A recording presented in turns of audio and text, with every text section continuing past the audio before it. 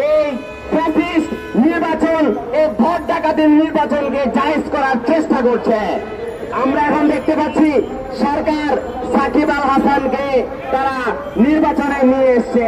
কেন নিয়ে এসছে? কারণ সাকিব আল হাসানের পুরো দেশব্যাপী একটি জনপ্রিয়তা রয়েছে। সেই জনপ্রিয়তাকে কাজে লাগিয়ে এই সরকার চাচ্ছে এই নির্বাচনকে জায়েজ করার জন্য। কিন্তু আমরা একটি কথা বলতে চাই, সাকিব আল হাসান তিনি বাংলাদেশের 18 কোটি মানুষের সাথে গাদ্দারি করেছেন। মাশরাফি তিনি বাংলাদেশের 18 কোটি মানুষের সাথে গাদ্দারি করেছেন। যারা আমাদের ভোট ডাকাতি করেছে, ভোট ডাকাতির এই নির্বাচনে যারা অংশগ্রহণ করেছে, সেই মাশরাফি, সেই সাকিব আল হাসানকে আমরা চাই না। এই মাশরাফি এবং সাকিব আল হাসানকে বাংলাদেশের মানুষ বয়কট করবে এবং ইতিহাসের পাতায় লিপিবদ্ধ থাকবে। 2024 সালের 7 জানুয়ারির এই নির্বাচনে সাকিব আল হাসান জনগণের সাথে গাদ্দারি করে সে 2024 সালের 7 জানুয়ারির এই আওয়ামী লীগের পাতানো নির্বাচনে অংশগ্রহণ করেছিল। এই মাশরাফি জনগণের সাথে গাদ্দারি করে সে ভোট ডাকাতি করে 2018 সালে এমপি হয়েছে। আবার সে পায়তারা করছে 2024 সালের 7 জানুয়ারির এই ভোট ডাকাতির নির্বাচনে এমপি হওয়ার জন্য। আমরা আজকের এই সমাবেশ থেকে ব্যর্থহীন কণ্ঠে বলতে চাই, সাকিব আল হাসান তোমাকে আমরা বর্জন করলাম, মাশরাফি তোমাকে আমরা বর্জন করলাম। ঠিক একই সাথে সাকিব আল হাসানের সাথে বাংলাদেশের যেসব ক্রিকেটার তারা দলবদ্ধভাবে নির্বাচনের প্রচারণায় অংশগ্রহণ করছে তাদেরকেও আমরা বয়কট করলাম। এই নির্বাচন আমাদের অধিকারের প্রশ্ন। যারা জনগণের সাংবিধানিক অধিকার, ভোটের অধিকার নিয়ে ছিনিমিনি খেলবে, তারা যত বড় সেলিব্রিটি হোক না কেন বাংলাদেশের মানুষ তাদেরকে বয়কট করবে, বয়কট করবে, বয়কট করবে।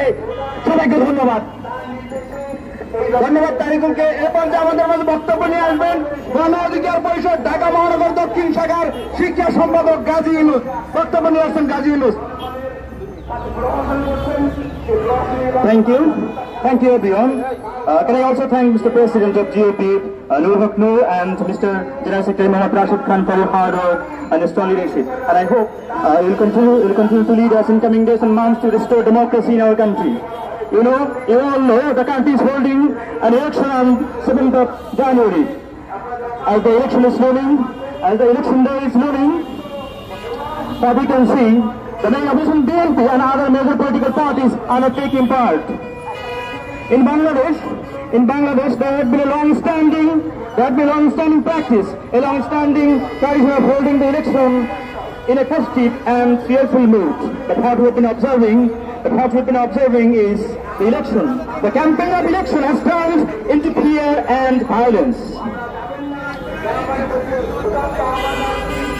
As you have seen in this election, the governing Awami League endorsed candidates and their dummy candidates, which we have never seen before in the past, are fighting with each other and punching each other and feeling their supporters and well-wishers and activists in some electoral areas. Hence the people of Bangladesh and our friends at home and abroad have wanted a free, fair, credible and participatory election for last more than 10 years. So I asked the Prime Minister Sheikh Hasina, I asked this government of Prime Minister Sheikh Hasina to step down and hand over the power to a neutral political government. And that government did hold an election within 1 or 2 years due to fair electoral environment. So I also asked our election commission and our law and order agencies to stop holding this dummy election. So what happens? If the election is held as it looks like on 7th of January, there will be a crisis. There will be a crisis in our politics. There will be a crisis in our diplomacy with the USA, UK, European Union, and other major powers of the world. And there will be a crisis in our economy and a crisis in almost every sector which will threaten our existence as a nation, as a country. So, and lastly, there will be a dire consequence. There will be a dire consequence if there is no democracy in our country. If there is no democracy, we will have no political rights, no human rights. So why is that?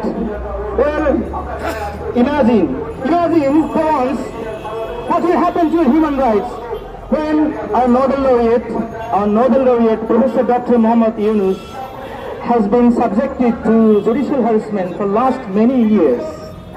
And lastly, he has been the victim.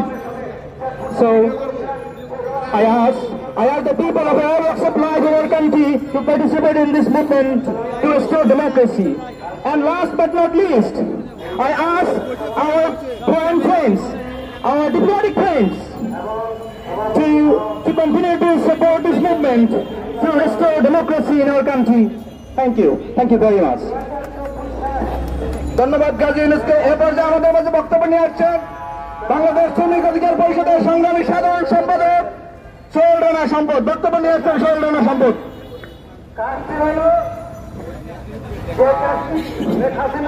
আসসালামু আলাইকুম।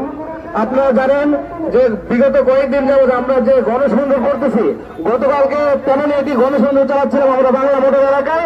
শান্তিপূর্ণ গণসংযোগের উপরে স্বরাষ্ট্রমন্ত্রীর কর্মীরা আমাদের উপর হামলা করেছে। আমরা এই হামলার তীব্র নিন্দা ও প্রতিবাদ জানাচ্ছি। আপনারা জানেন যে আমাদের সবসময় শান্তিপূর্ণ, আমরা যতগুলো প্রোগ্রাম করেছি একটা বাসে আমরা টাচ করি নাই। তাহলে তারা চাচ্ছে যে আমরা এই আমাদের যে আইনগত অধিকার আছে, অধিকার থেকে তারা বঞ্চিত করতেছে। তো আমরা এর তীব্র নিন্দা ও প্রতিবাদ জানাচ্ছি। আমরা আমাদের শরীরে রক্ত থাকতে আমরা প্রতিবাদ করে যাব। আমরা চাই না যে এই নির্বাচন যারা আছে তারা হচ্ছে অংশগ্রহণ করুন। আমরা শান্তিপূর্ণভাবে প্রোগ্রাম করতে চাই সবসময়। ধন্যবাদ সবাইকে। ধন্যবাদ সোহেল রানা সম্পদকে। এ পর্যায়ে আমাদের মাঝে বক্তব্য রাখবেন বাংলাদেশ যুব অধিকার পরিষদের সংগ্রামী সাধারণ সম্পাদক নাদিম হাসান। বক্তব্য নিয়ে আসছেন নাদিম হাসান।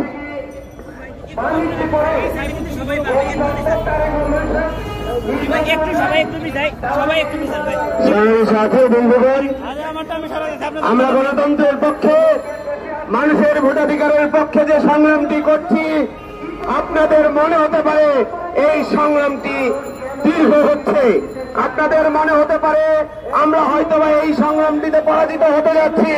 কিন্তু মনে রাখবেন, ইতিহাসের পট পরিবর্তন হতে বেশি সময় লাগে না।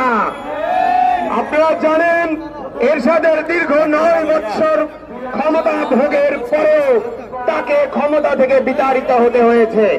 আপনারা জানেন এই আওয়ামী লীগ বাকশাল করেছিল, সেখান থেকেও তাদের নির্মমভাবে বিদায় নিতে হয়েছে। বর্তমানে অঘোষিত যে বাকশাল কায়েম করা হয়েছে, জনগণের ভোটের অধিকার কেড়ে নেওয়া হয়েছে, আমাদের এই সংগ্রাম চলবে। ততক্ষণ পর্যন্ত এই সংগ্রাম চলবে যতক্ষণ পর্যন্ত আমাদের অধিকার আদায় না হবে। সংগ্রামী সাথী ও বন্ধুগণ, আমাদের বলে গেলে চলবে না। এই সংগ্রাম, এই আন্দোলন শুধুমাত্র